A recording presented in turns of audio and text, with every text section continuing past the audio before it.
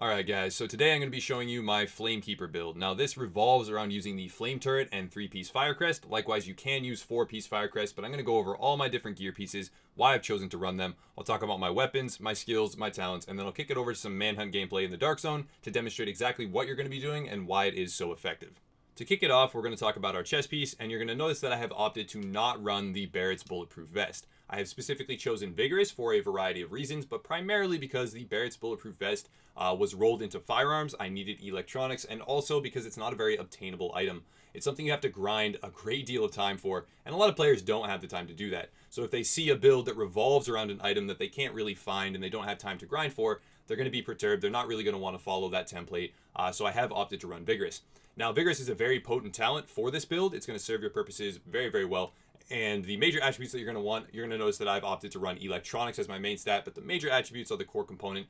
The different main stats on your gear are interchangeable. You don't really need to have your chest piece be exactly Electronics. You can kind of switch it up, but the ratio you need to maintain is 2 pieces of stamina to 2 pieces of electronics and 1 piece of firearms. That's the golden ratio for this build and for this template.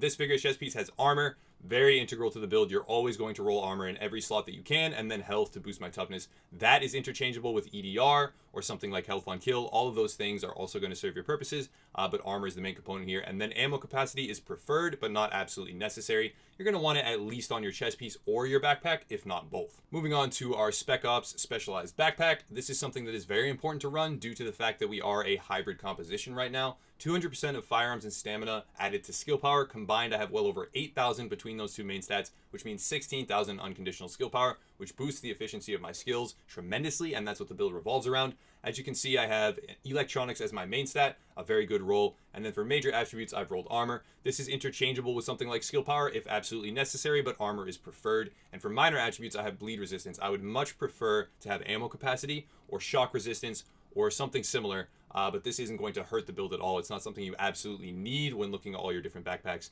This will serve my purposes just fine. Next up, we have the Pharaoh's Oxygen Mask. Now, it's important to note that this is not a critical component of the build. You can easily switch this for something like a rejuvenated mask or something similar, and a definite switch that you can make that will be beneficial to the build is a Firecrest mask to maintain the 4-piece Firecrest bonus. The most important component of the Firecrest set is the 3-piece bonus, but the 4-piece bonus does not hurt at all. Again, you can switch this out at any time. I was lucky enough to obtain this from a proficiency cache, so I am opting to run it because I can drop an incendiary grenade on the ground, still have gun DPS when running through my own fire, and being lit on fire with that status effect. So it's something I consider to be fun, but again, it's not a core component of the build. For the actual attributes, for the main stat, I have Stamina, 1235. That's a great roll. That's another reason why I've opted to run it. And then for my major attributes, I have Health.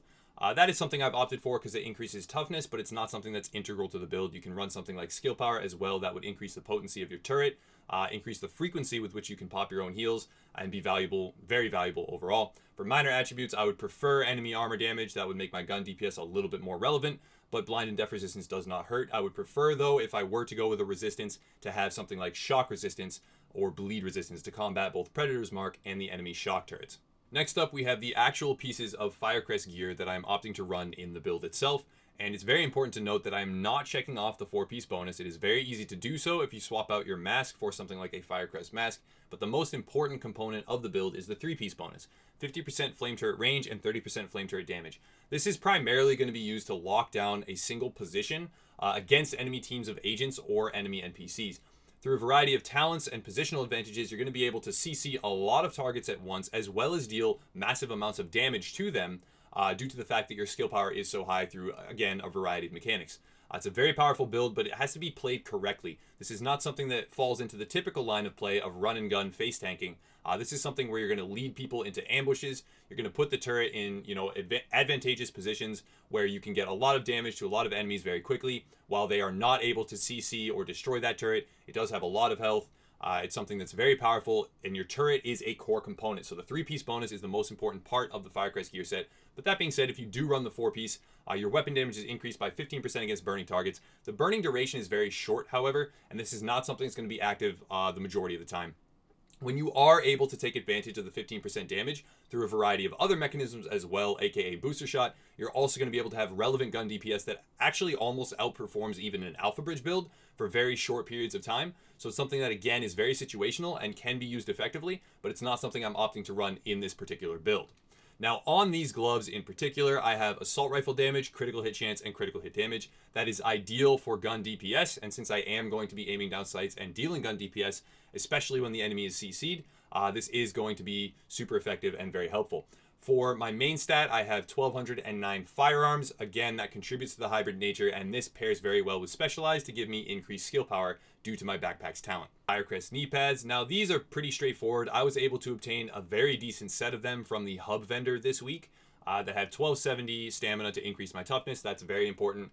Again, it contributes to Specialized on your backpack. The major attribute is 1220 armor. Very important to roll armor there. That's not something you're ever going to change. For minor attributes, I have increased kill XP, disrupt resistance, and then enemy armor damage. Disrupt resistance is especially powerful since you need to be popping your skills. Your survivability comes from your booster shot and being able to frequently pop a very potent heal. And then also your damage and your crowd control comes from your turret. So you're going to want disrupt resistance in case the enemy is running something like a flashbang sticky. And then enemy armor damage, I have re-rolled to this and is very potent because it actually translates now to PvP directly to increased armor shred, which means more damage with your gun against enemy players. Enemy armor damage is great in every slot you can obtain it in. However, this is the only item that I have in this build that has it. So keep an eye out for that always, especially when building something that wants to translate to PvP now. It's very, very powerful. Last up, we have the holster. Now, this is very straightforward. All you need to do is look for the highest possible rolls in all three categories. I would shoot for over 1200 or 1250 if possible in all three main stats. And then for a major attribute, you always want armor. Nothing really changes about the holster from build to build. This is one of the least diverse pieces of gear because the most important thing is armor and then high main stats. Really nothing to change here. Next up, we have our weapon, and I have chosen to run with the Liberator, which I believe to be the best in slot for any skill build. Now, the reason is the Liberator is an LVOAC variant. It has high RPM, has decent base damage scaling, and comes built in with Competent and Talented. Now, I've re-rolled the middle slot to Determined, but the reason I'm running all three of these talents is because Competent in tandem with Booster Shot will increase my burst potential significantly. I'll actually be able to trade with enemies who have DPS builds and have irrelevant gun DPS and actually out-damage them most of the time due to the fact that I'll be running Booster Shot with Competent as well. Determined allows me to decrease my cooldowns for every kill that I achieve. 7.5% is not anything small. It's actually very helpful when you can melt through targets very quickly or even get the rifle butt on enemy agents. And then Talented is very powerful because of how high a base level of skill power that I have already. 190,000 augmented by 15% for 20 seconds after every kill is very, very powerful. And again, just increases the amount of utility that I have in combat because I can replace my turret very often, reposition it to a better location. I can pop my heal more often, and it is a stronger heal when I do pop it. So a very powerful bonus to have here. I would suggest picking up the Liberator from the hub vendor immediately if you are going to run this build or anything similar. On a secondary weapon note, if you can find a 93R pistol and you are capable of rolling Cool-Headed onto that pistol, it is going to be a very potent sidearm to carry. Cool-Headed does proc per shot on this Burst Fire 93R, which means a full burst to the head is going to be about 15% cooldown reduction. Very potent. Again, if you can whip out your sidearm, you really need to replace your turret, land a couple bursts to the head of an enemy agent or an enemy NPC, and you're going to be able to drop that turret again immediately. A very potent talent to have on your sidearm and something I would advise running with any skill build if you can check off the requirements in order to activate it. Moving on to skills, these are very straightforward. First is Booster Shot. Because you have Vigorous, it can overheal you, and because it increases damage and damage resistance when you pop it, is both an offensive and defensive tool. Also, because of your high base skill power, you're going to be able to achieve over 100,000 to both self-heal and ally heal. And then your second skill is going to be the Dragon Breath turret mod. Now, because of the very high skill power that you already have before modifications, before bonuses, and because of the 3-piece Firecrest bonus, again, the most important part of the Firecrest set, you're going to have over 8,000 base damage on this turret, as well as the fact that it can light enemies on fire, CC them. It's hard CC, they cannot pop heals, they cannot, fire their weapon, etc. Very powerful turret to have and absolutely essential with the Firecrest set. Moving on to talents, we're going to start with Critical Save. This is essential to the build, pretty much to any build actually. 40% increased damage resistance for 10 seconds after popping a medkit at low health is very, very strong, will make you extremely tanky. And then the second core component or talent of the build is Applying Burn to any target triggers a 30% chance to apply the status effect to all targets within 10 meters. Wildfire, again, you're going to be applying burn to a lot of targets very frequently, so Wildfire is essential here. The other two talents are not as essential. On the move, you do need to be moving and getting the actual killing blow on targets to proc this bonus, so you can switch that out if you'd like to for something like precision, which effectively gives you a third skill because you will base pulse a target for 10 seconds upon every headshot. And on the move, if you are in a squad or in a PvE situation where you're not going to be getting the killing blow, then it's not as efficient.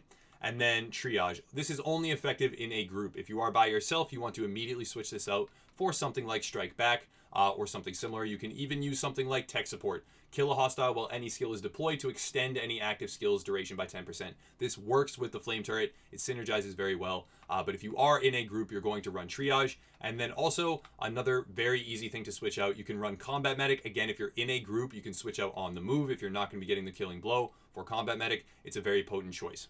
To quickly address all of my gear mods, you're going to notice that I've opted to run electronics mods with armor. Armor, again, is the most important secondary attribute that you can get on gear mods as it increases your toughness, as well as the electronics, which will increase both my heal amount, but decrease my cooldowns as well, and then make my turret more powerful, deal more damage, etc. Augment the build very nicely. In all of my different gear slots, I have electronics with armor, except for in my mask. And in my mask, I have firearms with armor to check off certain gun talents. That is the only mod that I needed in order to unlock all of my different gun talents on the Liberator, and that is why I've opted to run it. For all of my different performance mod slots, I have performance mods with turret damage. This is very powerful when you pair all of them together, especially with the increased bonus from the actual Firecrest gear set. It's going to make your turret extremely powerful in PvP especially, and then also very powerful in PvE for shredding content and maintaining status effects and actually dropping enemy agents in PvP while they're not expecting it, because they don't actually believe that your turret can deal as much damage as it does. For weapon mods, I have magazine size, critical hit damage, rate of fire. Rate of fire is very good on a high RPM gun like the Liberator itself. For optics, I have stability, critical hit chance, and optimal range. I would prefer headshot damage instead of stability, but this optic gets the job done. And since gun DPS isn't your primary focus, it's not really going to be hyper relevant in this situation. For a muzzle, I've chosen headshot damage, critical hit damage, and accuracy. Headshot damage is very good to run here. I would prefer something like critical hit chance, but again, the muzzle is going to serve its purpose. And, you know, your weapon mods aren't the most important core component of this build anyway, so you can kind of mod it however you want and still achieve similar results to what I will show in the video. And then large underbarrel, I have reload speed. That's the most important thing here. I love to be able to reload my weapon very quickly and dish more damage. Accuracy and optimal range, not so much. One last thing to note before I kick it over to the gameplay showcase is that booster shot paired with competent in tandem is where your burst DPS and your weapon DPS comes from. When you pop your booster shot, as you also trigger competent, you're going to be able to see here that on my Liberator, I've achieved 19.9 thousand base damage on my assault rifle. That is very, very powerful. And if you do opt to actually switch out your mask for a Firecrest mask, augment that even further by 15% if the target is lit on fire by your flame turret, and you're able to achieve actual DPS build styles of DPS and face trade potential for short periods of time. Again, it's very situational, it's very bursty for short periods of time against enemy agents and NPCs alike. So it is a build that has a lot of diversity, a lot of versatility, and it's something that can be used to devastating effect by someone that has better timing than, let's say, I do, or someone that has actually opted to run the 4-piece Firecrest bonus instead of the Joe Farrell mask. All right, so here we go with what I believe to be the best turret placement ideas. I'm going to talk about the CC. I'll talk about the actual raw damage that the turret can deal and why it is so effective, especially in a group play format. Now, that being said, I don't strongly recommend running this as a solo player. It's very easy for someone to actually just run away. If you drop the turret and try and actually participate in PvP in a 1v1 or a 2v1 scenario, they will oftentimes split up and leave. But as soon as you have a team fighting scenario, they're going to try and push into it. I'm not really sure if it's just player mentality or what the deal is, but as soon as you put the turret in an advantageous position up high where it has a 360-degree view or something similar, an enemy team is probably going to act like it doesn't exist a lot of the time. They're going to push right by it. They're not going to think, especially with this build in particular, augmenting the turret's damage, they're not going to believe that it can deal as much damage as it does. The turret is actually capable of dropping enemy agents and enemy teams, in fact, on its own. It's very, very strong. I run behind there. As you can see, I drop the turret in a very, very inconvenient position for them. I completely nullify their cover and their positional advantage because now they're forced to retreat. If they stay and fight there, not only will they be lit on fire, take thousands and thousands of damage from the turret itself, but they'll also be susceptible to team fighting and squad focus mechanics and callouts that we will be able to, put out there because it's PvP and we're all on the mic together. And I would strongly advise, again, running this in a squad of 4. Solo play, it does function, but it's not as good in a solo play standpoint because you put down that turret, they're going to split apart. people will just run away and they won't want to be anywhere near it. As soon as you introduce a lot of agents into the equation, as soon as you put down that turret, there's always going to be someone near it, which means the chance of wildfire proccing and applying to everyone, the damage is going to be real. It's going to be happening all the time. The turret does track very well and have a very large radius. It's something that can shoot across the entire street. As you can see here, we are back behind the corner, but I'm still dealing mass amounts of damage to the entire enemy team because I put the turret on top of that truck right up by their actual, position. And they're not falling back. They're not really pushing forward. They're actually just soaking a lot of damage constantly. I can just re-throw the turret as well due to the fact that every kill that I get or every kill that I participate in and get the killing blow on will decrease my cooldowns by 7.5%. Also, since I'm running triage, every time I put down a heal, it's potentially 45% decreased cooldowns, 15% per agent on my team that it procs on, which allows me to reposition and reorient the turret routinely to deal lots more damage. The turret is also kind of a deterrent against people coming up on your squad from behind. Now, as you can see, I've put down the turret and I keep checking back and tracking. One of the enemy agents does come through, but the turret is actually perturbing the enemy from coming towards us because they're going to take damage. Oftentimes they'll have to blow a heal just to get through, especially if they get lit on fire, because not only does the fire deal damage and prevent them from popping their own heals or firing their gun, but it also slows down their movement speed. So when they are advancing and the turret lights them on fire, that actually really hurts their potential to be able to advance faster. Now, as you can see there, the turret did down and then pretty much kill an enemy agent, and I just ran in and finished him off with a few bullets. That's very powerful. A turret that can take down an enemy agent on his own is something that can actually, by definition, with the turret, take down an entire squad. Something very important to note about the flame turret is that the hitboxes of enemy agents, when they overlap too close, are all susceptible at once to the flames.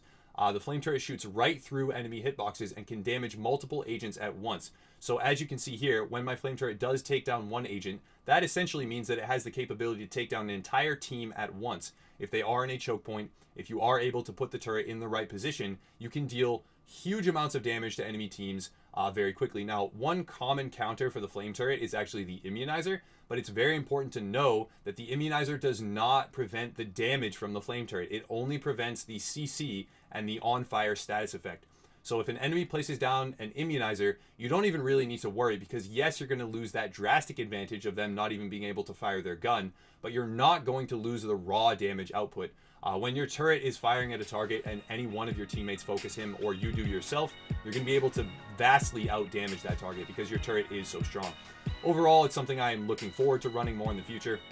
I'm really looking forward to getting a better Firecrest mask and using it in this composition to deal lots of burst damage. As you can see here, taking down an entire team, CCing them, really annoying thing to go up against, but a really potent thing for fending off groups of players that are attacking you. As always, guys, thank you so much for watching. I'm looking forward to using this build in the future. Let me know your thoughts in the comments below. Check out our links if you want to support as well, and have a nice night.